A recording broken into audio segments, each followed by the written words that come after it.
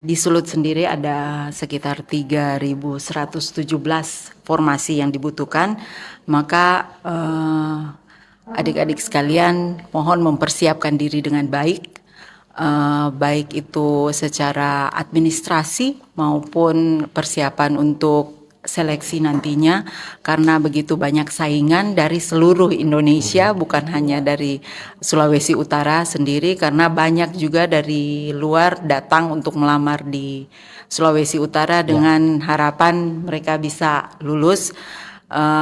Terus yang utama mungkin jangan melamar di saat-saat terakhir, injury time, karena pada saat itu pasti banyak yang buka website dan akan terjadi down ya. Jadi kalau bisa dari jauh-jauh hari sudah melamar.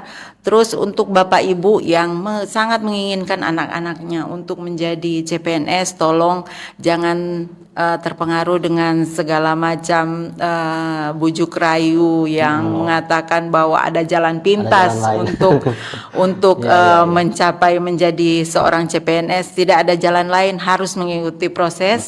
Dan karena sayang sekali karena masih ada beberapa orang tua yang tertipu dengan bujuk rayu yang entah dari mana, entah berantah mana, dan menjanjikan bahwa menjadi seorang PNS bisa langsung duduk dan menerima NIP, itu hal yang mustahil.